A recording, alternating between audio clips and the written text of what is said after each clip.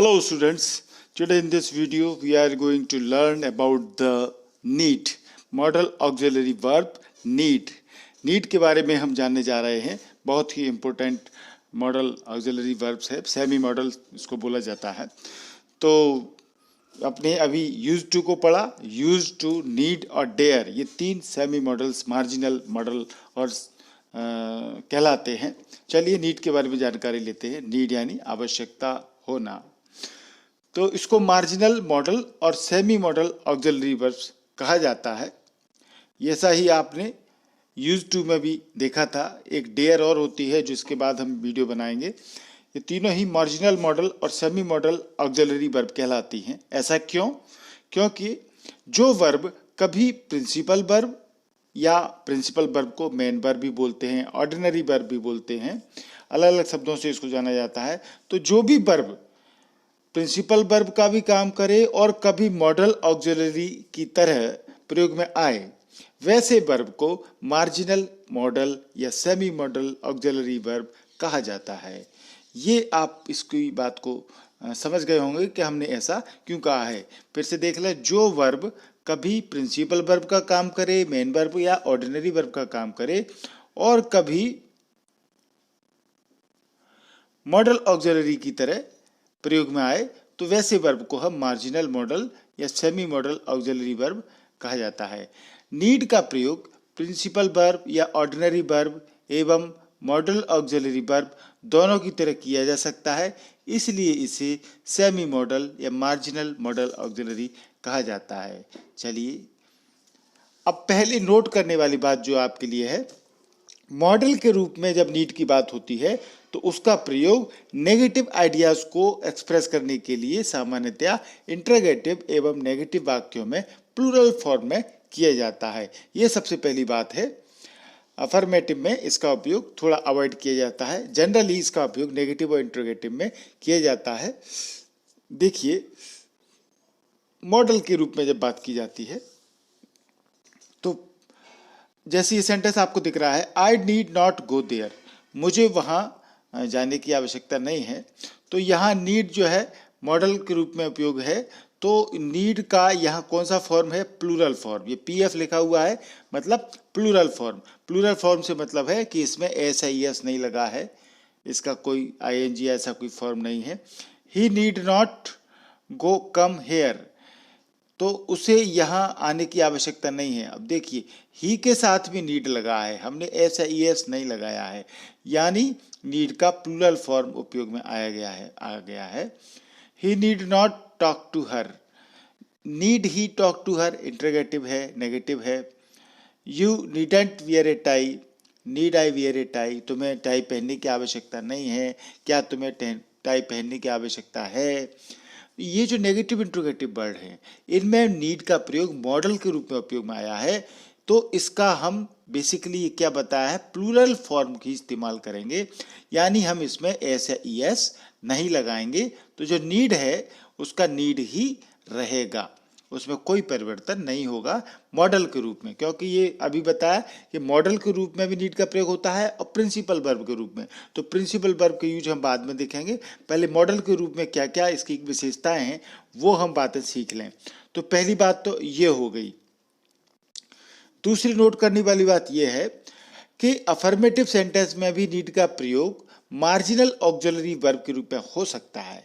Affirmative में हो सकता है किन कंडीशन में? अगर उन वाक्यों में हार्डली, स्केर्सली, ओनली इत्यादि, यानी ये जो शब्द हैं हार्डली, स्केर्सली, ओनली, ये क्या बताते हैं? नेगेटिव शब्द होते हैं। ये नकारात्मकता लाते हैं वाक्य में। तो इनका यदि प्रयोग हुआ हो, जैसे सब्जेक्ट दिया है उसके बाद नीड हार्डली है या नीड स्केर्सली है और फिर कोई इन्फिनिटिव है विदाउट टू, तो हम अफर्मेटिव में प्रयोग कर सकते हैं यदि हार्डली, स्केर्सली और इस तरह के शब्द आए हों। पर ये बात यहाँ ध्यान रखें, नीड के साथ में इन्फिनिटिव आता है, यानी कि मेन वर्ब की फर्स्ट फॉर्म, पर विदाउट टू वाली आती है, विथ टू वाली नहीं आती है। ये मॉडल के रूप में नीड की विशेषता है, अभी बताएंगे आपको। जैसे मुझे कहने की जरूरत नहीं, ये एक छोटा सा फ्रेज है, सेंटेंस है, मुझे कहने की जरूरत नहीं। तो आई नीड हार्डली लगा सकते हैं, स्केर्सली लगा सकते हैं, कोई एक लगा सकते हैं, हमने ऑब्लिक लगा दिया है मेंशन। आई नीड हार्डली मेंशन या आई नीड स्केर्सली मेंशन, यानी मुझे कहने की जरूरत नहीं। ठीक है, तो इस प्रकार से हम अफर्मेटिव में भी प्रयोग कर सकते हैं यदि वर्ड आए हों। ऐसे वाक्यों में नीड हार्डली स्केर्सली से अच्छा होता है subject plus needn't infinitive without to का प्रयोग करना। अब ये करते जरूर हैं, पर हम यहाँ स्पष्ट कर रहे हैं कि ये हार्डली स्केर्सली को यूज करने की बजाय हमको यदि ये कहना है कि मुझे कहने की जरूरत नहीं, तो आप नीडंट का प्रयोग करें। ठीक है, मुझे कहने की जरूरत नहीं, आई नीडंट मेंशन, तुम्हें धन्यवाद देने की जरूरत नहीं, यू नीडंट थैंक मी। ठीक है, तो हार्डली स्केर्सली का उपयोग अवॉइड करें, पर ऐसे वाक्य आपको देखने को मिल जाएंगे इंग्लिश में लिखे हुए, इसलिए हमने इस बात को यहाँ आपको बता दिया है कि ऐसा होता है। तो हार्डली स्केर्सली वाले वाक्य आ सकते हैं। जैसे ये वाक्य देखें आप, I need hardly say how much grateful I am to you, मुझे कहने की आवश्यकता नहीं कि मैं आपके प्रति कितना ग्रेटफुल हूँ। I need scarcely an introduction to him, we need hardly remind you of your promise to visit us. She need only sign this form. उसे केवल इस फॉर्म पर साइन करने की जरूरत है, and I shall do the rest, बाकी मैं कर लूंगा। तो इस प्रकार से ये हार्डली स्केर्सली और ओनली जो आ गया है, इसमें अफर्मेटिव सेंटेंस में हम मॉडल के रूप में नीड का प्रयोग कर सकते हैं। वैसे जनरली आप जब भी देखेंगे तो मॉडल के रूप में जब बात होगी नीड की, तो वो नेगेटिव और इंट्रोगेटिव में ही बात होती है। ये इसका बेसिक रूल है। अब नोट 3 यानी तीसरी बात जो आपको नोट करने वाली बात है, आप जब कन्वर्सेशन देखते हैं, स्पोकन इंग्लिश देखते हैं, तो कुछ बातें आपको दिखती होंगी, वो हम आपको बता रहे हैं। जब नीड से कोई प्रश्न किया जाता है एवं उसका आंसर यदि अफर्मेटिव है, तो मस्ट का प्रयोग किया जाना चाहिए। ठीक है, नीड से कोई प्रश्न किया और उसका आंसर हम दे रहे हैं और वो उत्तर यदि हाँ में है, अफर्मेटिव से मतलब है हाँ में है, तो हम मस्ट का प्रयोग करेंगे। और यदि नेगेटिव में आंसर देना है, ना में उत्तर देना है, तो नीडेंट का प्रयोग करेंगे। जैसे ये सेंटेंस आप देखें, ये बिल्कुल क्लियर कर रहा है, क्या हमें उसकी अनुमति लेने की जरूरत है। अब जरूरत है इसलिए हम नीड से प्रश्न बनाएंगे, क्या हमें उसकी अनुमति देनी चाहिए, लेनी चाहिए, लेनी चाहिए। तो need we take his permission, need we take his permission, इन दोनों का मतलब है क्या हमें उसकी परमिशन लेने की जरूरत है। तो अब यदि आपका आंसर हाँ में है, हाँ लेनी चाहिए, तो आप बोलेंगे यस यू मस्ट। ठीक है, और यदि आप ना में उत्तर देते हैं, हाँ नहीं जरूरत नहीं है, तो फिर नो यू नीडंट, यानी अफर्मेटिव में जब आंसर होगा तो आप मस्ट में लेंगे, और यदि नेगेटिव में आंसर है तो आप नीडंट में लेंगे। ये आपको देखना है। नीड आई गो देयर, जैसे ये क्वेश्चन है, क्या मुझे वहां जाने की जरूरत है, तो यदि जरूरत है हाँ, तो यस यू मस्ट। ठीक है, यहाँ आपको जाना चाहिए। और नो, नो यू नीडंट, नहीं जाने की आवश्यकता नहीं है। यानी कि यदि इस प्रकार से मॉडल के रूप में नीड का क्वेश्चन बनता है, तो फिर आंसर यदि आपका अफर्मेटिव है, हाँ में है, तो आप मस्ट का प्रयोग करें, और यदि ना में है तो आप नीडंट का प्रयोग करें। ये जनरली आपको स्पोकन में ऐसा दिख जाएगा। नोट 4, चौथी नोट करने वाली बात नीड के रूप में, नीड का प्रयोग क्या होता है, नीड का प्रयोग किस प्रकार से करते हैं। हिंदी वाक्य में क्या आता है कि आवश्यकता होना या पड़ना, यानी कोई चीज की आवश्यकता होती है या आवश्यकता पड़ती है, यानी रिक्वायरमेंट है, to have to be necessary के अर्थ में हम प्रिंसिपल मेन वर्ब के रूप में सिंगुलर तथा प्लूरल दोनों फॉर्म में होता है। अब हम आ गए, अभी तक हमने देखा मॉडल के रूप में नीड का उपयोग कैसा था। अब हम देख रहे हैं, क्योंकि ये सेमी मॉडल है, इसका principal verb, main verb, ordinary verb के रूप में भी उपयोग होता है, तो वो कैसे होता है इसमें हम देख रहे हैं। तो नीड का जब प्रयोग यहाँ क्या अर्थ होता है कि आवश्यकता होना या आवश्यकता पड़ना, जरूरत होना या जरूरत पड़ना। ठीक है, तो अब यहाँ पर उस नीड का सिंगुलर फॉर्म भी होगा और प्लूरल फॉर्म भी होगा, यानी एस भी लगेगा। तो ये क्योंकि यहाँ पर मेन वर्ब के रूप में आ गया। वो मॉडल में जैसे मस्ट होता है, मस्ट का कोई पास्ट फॉर्म नहीं होता, मस्ट में कोई एस नहीं लगता, ऐसे ही नीड में भी कोई नहीं लगाते जब मॉडल के रूप में यूज होते हैं। जब प्रिंसिपल वर्ब के यूज में करेंगे तो फिर उसका सिंगुलर प्लूरल दोनों फॉर्म आएंगे। जैसे आप ये सेंटेंस देखें, ही नीड्स माई हेल्प, ठीक है, उसे मेरी मदद की आवश्यकता है। तो अब यहाँ जो नीड्स है वो सिंगुलर वर्ब में है क्योंकि एस लगा है। He needs to go there, ठीक है, एस लगा है, सिंगुलर वर्ब है। They need to do their homework. अब यहाँ दे के साथ नीड है क्योंकि दे प्लूरल है, नीड प्लूरल फॉर्म आ गया तो इसमें एस नहीं लगा है। शी नीड्स माई असिस्टेंस, ठीक है, तो अब यहाँ नीड के साथ एस लगा है। यानी यहाँ पर नीड का अर्थ है आवश्यकता होना, आवश्यकता पड़ना, जरूरत होना, जरूरत पड़ना। तो हम नीड का सिंगुलर प्लूरल फॉर्म इस्तेमाल करते हैं, मॉडल के रूप में नहीं करते हैं। नोट करने वाली बात दूसरी ये है कि जब नीड का प्रयोग मेन वर्ब के रूप में तथा पास्ट पार्टिसिपल में होता है, नीड का प्रयोग मेन वर्ब के रूप में भी होता है, जैसा अभी बताया आपको एस लग जाता है, और पास्ट पार्टिसिपल के रूप में भी सेकंड थर्ड फॉर्म ये सब होता है, क्योंकि मेन वर्ब के रूप में तो वो सारे फंक्शन करेगा जो उसके अंदर होते हैं। I needed her permission to write this letter, ठीक है, मुझे इस पत्र को लिखने के लिए उसकी अनुमति की जरूरत थी, आवश्यकता हुई। She needed to talk to him. तो इस प्रकार से हम ये इस्तेमाल कर सकते हैं। नीड का प्रयोग कंटिन्यूअस टेंस में नहीं होता है, ठीक है, यानी नीडिंग नहीं होगा। आप नीड कर सकते हैं, नीड्स कर सकते हैं, नीडेड कर सकते हैं, पर आप नीडिंग नहीं कर सकते, यानी कंटिन्यूअस टेंस में नीड का प्रयोग नहीं होता है। ये आप क्लियर समझ लें।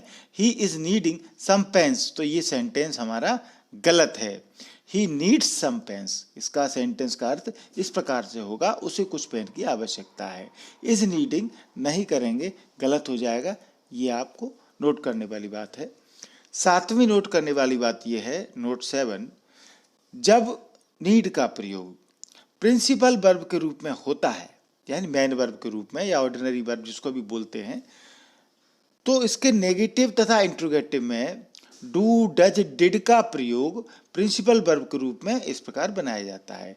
यानी जब हम नीड का प्रयोग नेगेटिव इंट्रोगेटिव में करेंगे तो जैसा कि हम सभी सेंटेंसेस में करते हैं, डू, डज, डिड का प्रयोग करते हैं, वो हम इसमें भी कर सकते हैं, क्योंकि अब यहाँ नीड का प्रयोग मेन वर्ब के रूप में हो रहा है, न कि मॉडल के रूप में। मॉडल में तो हम नीड नॉट या नीडंट ही करेंगे, यहाँ पर हम मेन वर्ब के रूप में नीड के साथ डू, डज, डिड का प्रयोग कर सकते हैं। अब ये देखिए नेगेटिव सेंटेंस किस प्रकार से बनाए गए हैं। यहाँ she does not need my help, ठीक है, उसे मेरी मदद की आवश्यकता नहीं है, तो डज नॉट नीड लगा हुआ है, नेगेटिव है, ठीक है। अब इसका affirmative, she needs my help ऐसे होता तो डज नॉट लग गया। Students do not need to do their homework, do not का प्रयोग लग गया।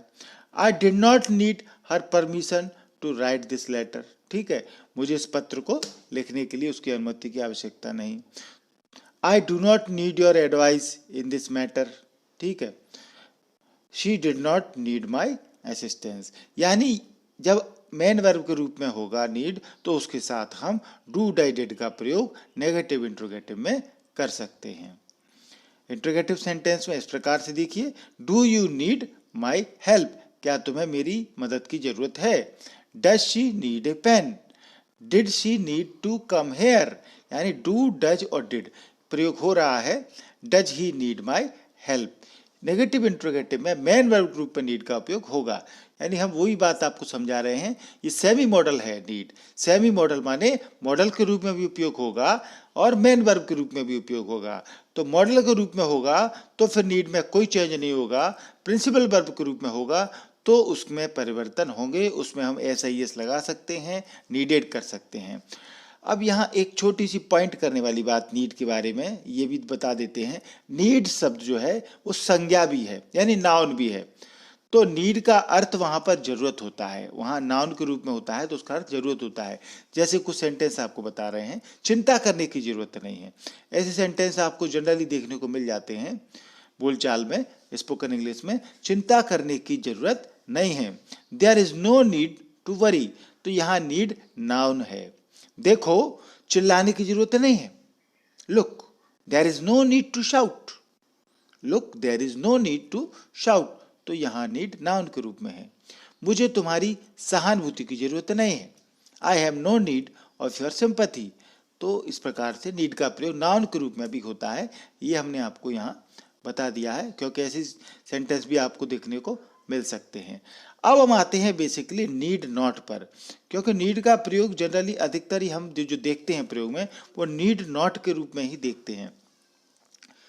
नीड नॉट, नीड माने आवश्यकता और नीड नॉट माने नीड नॉट नीडेंट का प्रयोग कब करते हैं। ये ब्लू कलर से देखिए आपके लिखा हुआ है, किसी क्रिया को करने की आवश्यकता नहीं है, यानी जब कोई काम करने की जरूरत नहीं है, आवश्यकता नहीं है, तो हम नीड नॉट का प्रयोग करेंगे। यह अर्थ व्यक्त करने के लिए होता है। नीड नॉट के साथ क्रिया का पहला रूप V1 आता है, यानी नीड नॉट जब लगाएंगे तो V1 आएगा। नीड नॉट का प्रयोग डू डिड के साथ भी किया जा सकता है, तब फिर टू V1 आएगा, यानी जब नीड नॉट आएगा तो V1 लगेगा, बिना टू वाला लगेगा, विदाउट टू वाला इन्फिनेटिव लगेगा। पर यदि डू डिड लग जाएगा तो उसके साथ हम इन्फिनेटिव प्रयोग करेंगे जिसमें कि टू आएगा। ऐसे वाक्यों से क्या पता लगता है, नीड नॉट वाले वाक्यों से बाध्यता, कंपल्सन, अनिवार्यता के अभाव का बोध होता है, यानी उसमें बाध्यता नहीं होती, एब्सेंस हो जाती है उसमें अनिवार्यता। ठीक है, ये कहने का थोड़ा सा अंतर हो जाता है। अर्थात ऐसे वाक्यों से यह बोध होता है कि जो करता है सब्जेक्ट, उसके लिए कार्य करना आवश्यक नहीं है, अनिवार्य नहीं है, जरूरी नहीं है। नीड नॉट का मतलब ये होता है। अब इसको स्ट्रक्चरली हम देखते हैं। तो हमने एक बात जो बताई आपको इम्पोर्टेंट, वो ये है, वो आपके स्क्रीन के सामने। नीड नॉट या नीडंट के बाद इन्फिनिटिव विथ टू का प्रयोग नहीं होता है। ये आप गांठ बांध लें पक्के तौर पर कि नीड नॉट या नीडंट के बाद इन्फिनिटिव विथ टू का प्रयोग नहीं होता है। यदि कोई करता है तो गलत है। He need not go there, उसे वहां जाने की जरूरत नहीं है, तो नीड नॉट ही लगेगा, टू गो नहीं होगा। He need not to go there, ये सेंटेंस गलत हो जाएगा। यदि टू लग गया तो गलत हो जाएगा, नीड के बाद टू नहीं आएगा इन्फिनेटिव में। आई नीडंट टू हेल्प यू, ये गलत है क्योंकि टू लग गया, टू हेल्प हो गया नीडंट के बाद। इसको कैसे लिखेंगे, आई नीडंट हेल्प यू। ठीक है, मुझे आपकी मदद की जरूरत नहीं है। तो नीड या नीड नॉट या नीडंट के बाद हम बिना टू वाला वर्ब फॉर्म लिखेंगे, ये आप अच्छे से देख लें।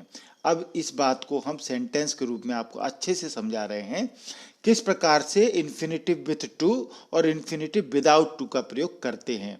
ठीक है, ये देखिए, ये सेंटेंस है, उसे भीख नहीं मांगनी होती, उसे भीख नहीं मांगनी होती, या उसे भीख नहीं मांगनी पड़ती है। ठीक है, ये सेंटेंस है, मांगनी होती है, मांगनी पड़ती है। अब इसको हम कितने तरीकों से कर सकते हैं, ये आप देखिए, 5 तरीके से हमने किया है। तो एक पहला तरीका है ही नीडंट बैग, उसे भीख नहीं मांगनी होती है। ठीक है, ही नीडंट बैग, बैग माने भीख मांगना। अब यहां देखिए, he has not to beg, ये सभी राइट हैं, सभी तरीके सही हैं। ठीक है, परंतु जितने पहले तरीके को आप देखेंगे तो नीडंट के बाद में हमने बैग तो लगा है पर उसमें टू नहीं लगा है। ठीक है, परंतु जितने नीचे वाले तरीके हैं उन सब में टू लगा है। He has not to beg, इसका अर्थ भी यही है, उसे भीख नहीं मांगनी पड़ती है। He has not got to beg, ठीक है, ये बैग जो है इजी रहेगा यहाँ। He does not have to beg और he does not need to beg. ठीक है, तो इन सेंटेंसेस में आपको ये बिल्कुल क्लियर दिख रहा होगा किस प्रकार से केवल फर्स्ट जो है नीडंट अकेला जब है तो उसके बाद टू नहीं लगा है वर्ब में, बाकी सब में टू लगा है। तो स्ट्रक्चरली इस बात को हम इस तरीके से समझ सकते हैं, ये स्ट्रक्चर आपके सामने हमने दे दिए हैं कि सब्जेक्ट और नीडंट है, ठीक है, उसमें हैज डू डज कुछ भी नहीं है, तो फिर हम जो इन्फिनेटिव लगेगा वो विदाउट टू वाला लगेगा। ठीक है, दूसरे जो भी तरीके होंगे जब हैजंट हैवंट होगा तो फिर इन्फिनेटिव आएगा, यानी उसमें टू वाला इन्फिनेटिव आएगा। हैजंट हैवंट गॉट भी लग गया इनके साथ में तो भी इन्फिनेटिव आएगा टू वाला। सब्जेक्ट के साथ डजंट हैव डोंट हैव लगा है तब भी टू वाला इन्फिनेटिव आएगा, और डोंट डजंट नीड लगा है तो भी इन्फिनेटिव विथ टू आएगा। यानी केवल एक ही कंडीशन रहेगी जब टू वाला इन्फिनेटिव नहीं आएगा, जब केवल नीडंट आएगा। उसके साथ यदि hasn't haven't got don't doesn't have ये लग गए तो फिर जो भी इन्फिनेटिव होंगे वो सभी टू वाले होंगे। ये स्ट्रक्चरली आपको देखना है। देखिए ये इतना बारीकी से हम इसलिए समझाते हैं कि अभी यदि आपको उसका उपयोग नहीं आएगा तो आगे जब आप कोई भी कंपटीशन देने वाले हैं, कोई बच्चा कमज़ोर होता है तो वो पटवारी या बैंक का कंपटीशन देता है, कोई अच्छा होशियार बच्चा होता है तो वो आगे यूपीएससी और कई बैंक के जो हाई ऑफिशियल एग्जाम होते हैं उनको देता है। तो भाई ये ग्रामर की बारीकी बातें तो जानना जरूरी है। आप अभी से जान लेंगे तो बेहतर होगा। स्कूलिंग से ही कोई बात जान लेते हैं तो फिर आसानी होगी आगे आपको समझने में। इसी बात को हम फिर से सेंटेंस के द्वारा समझते हैं। उसे कपड़े नहीं धोने होते या उसे कपड़े नहीं धोने पड़ते हैं, ठीक है ना। तो जब कोई काम नहीं करना होता है, कपड़े नहीं धोने होते हैं या नहीं धोने पड़ते हैं, तो जब नीडंट लगाएंगे तो शी नीडंट वॉश क्लोथ्स, तो हम नीडंट के साथ में टू वॉश नहीं करेंगे। पर ये जितने भी has not to, has not got to, doesn't have to, ये हम जब लगा देंगे डजंट नीड टू, तो फिर सबके साथ में टू लगेगा। ये हमने इस स्ट्रक्चर में बताया था। She has not to wash clothes, she has not got to wash clothes, she doesn't have to wash clothes, she doesn't need to wash clothes, ठीक है। तो ये नीडंट जब रहेगा तो नहीं लगेगा टू। ये स्ट्रक्चर आप समझे। एक सेंटेंस और देख लें। मुझे रविवार को स्कूल नहीं जाना होता या मुझे रविवार को स्कूल नहीं जाना पड़ता है, ठीक है ना। तो I needn't go to school, ठीक है। गो में टू नहीं लगा है। Go to school on Sundays, या संडेज मतलब है क्योंकि हर शनिवार की रविवार की बात हो रही है, कई रविवार की। I haven't to go to school, अब यहाँ टू गो लग गया, टू लग गया टू गो क्योंकि हैवंट है। हैवंट के साथ में हैवंट गॉट भी लगा है तो अभी टू गो। डोंट नीड लगा है तो टू गो, ठीक है ना। केवल नीडंट में हम छोड़ देंगे। तो इस प्रकार से इस सेंटेंस को कर सकते हैं। ऐसे वाक्यों में मस्तंत का प्रयोग अनुचित है। यहाँ ये भी नहीं है कि हम मस्ट में एंटी लगा करके कर दें, ये भी गलत होगा। कुछ सेंटेंस हम ट्रांसलेशन में देखते हैं नीड नॉट के। तुम्हें चिंता करने की जरूरत नहीं है, यू नीड नॉट वरी। या इस सेंटेंस को हम नीड नॉट के साथ करेंगे तो टू नहीं लगाएंगे, पर जब डू नॉट नीड देखेंगे तो टू लगाएंगे। You do not need to worry, ठीक है। तो दोनों तरीके से हम कर सकते हैं, मॉडल के रूप में या मेन वर्ब के रूप में। तुम्हें वहां जाने की जरूरत नहीं है, you need not go there. यदि नीड नॉट लगेगा तो ओनली गो रहेगा। You do not need to go there, ठीक है। आप डिफरेंस समझ रहे हैं, इसलिए इसको हमने बताया है। क्या उसे वहां जाने की जरूरत नहीं है, need he not go there, यहां नहीं लगा है देखिए नीड के साथ। पर नीडंट ही गो देयर, यहां भी नहीं लगा है, नीडंट का प्रयोग हुआ है। Doesn't he need to go there, doesn't लग गया तो फिर हमने टू गो कर दिया। ये बात आप इस प्रकार से नेगेटिव में ले सकते हैं, कर सकते हैं। उसे कपड़े बदलने की जरूरत नहीं है, she need not change her dress. तुम्हें जल्दबाजी करने की जरूरत नहीं है, यू नीड नॉट हरी।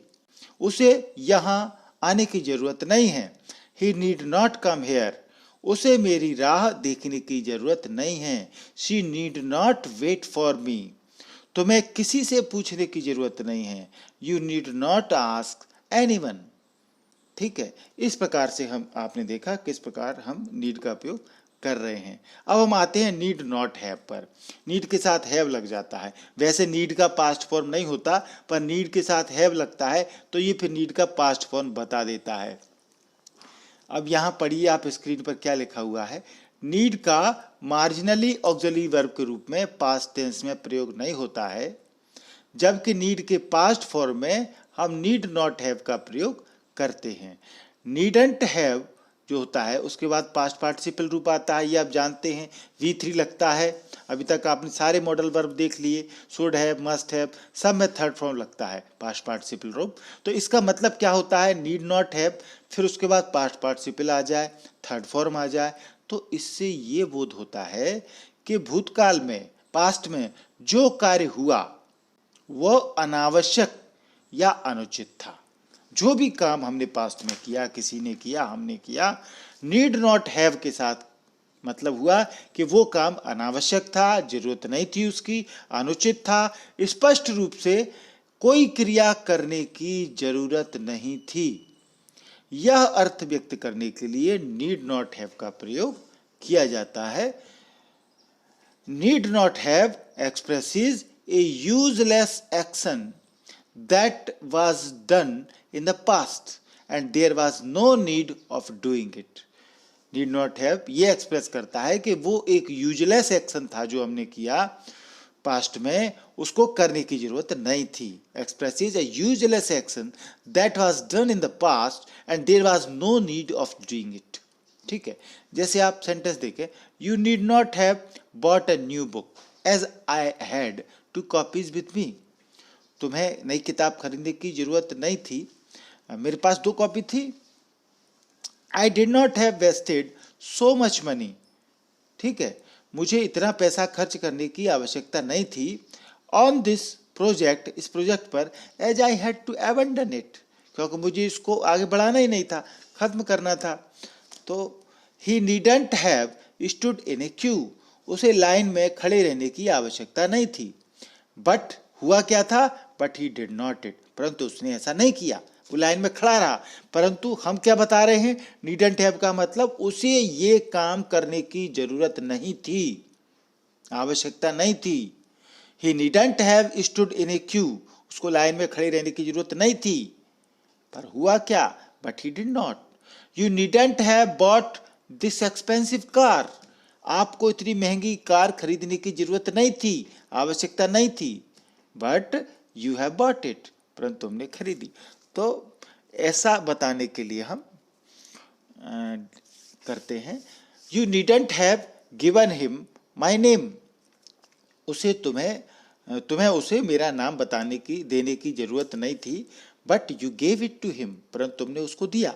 तो जब कोई काम करने की जरूरत नहीं थी और वो किया, तब हम नीडंट हैव का प्रयोग करते हैं। He needn't have written such a detailed ऐसे, किसी ने बहुत बड़ा निबंध लिख दिया, उसे इतना डिटेल में निबंध लिखने की जरूरत नहीं थी। क्यों, the essay was to be written in 250 words only, केवल ऐसे को 250 शब्दों में लिखना था, भैया तुमने 500 में काय को लिख दिया। तो जब वो चीज की जरूरत नहीं थी तो हम नीडंट हैव का प्रयोग करते हैं। You needn't have bought such A costly gift, आपको इतना कीमती गिफ्ट, इस तरह का कीमती गिफ्ट खरीदने की आवश्यकता नहीं थी। क्या था वो, क्यों किया ऐसा, वेस्ट ऑफ मनी, पैसे की बर्बादी।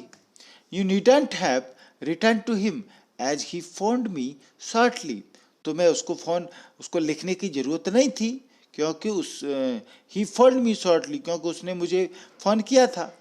सो मतलब हुआ, बट यू हैड रिटर्न, तुमने लिखा, दस वेस्टिंग ऑफ टाइम, यानी आपने समय बर्बाद किया। तो ये काम करने की जरूरत नहीं थी पर आपने किया, तो ये नीडंट हैव का प्रयोग करते हैं। They needn't have left home at 8, उनको 8 बजे घर छोड़ने की जरूरत नहीं थी। The train doesn't arrive till 11, train 11 बजे तक आती है, तक नहीं आती है। तो so they will have 3 hours to wait, तो उनको वहां लगभग 3 घंटे इंतजार करना पड़ेगा। तुम्हें वहां जाने की जरूरत नहीं थी, you need not have gone there, उसे यहाँ खुद आने की जरूरत नहीं थी। He need not have come here himself, उसे पैदल जाने की जरूरत नहीं थी। He need not have gone on foot, तुम्हें उसको तुम्हारा पता देने की जरूरत नहीं थी। You need not have given her your address, ठीक है ना, जानबूझ के पता दे दिया। तुम्हें उसको अपनी उम्र बताने की जरूरत नहीं थी।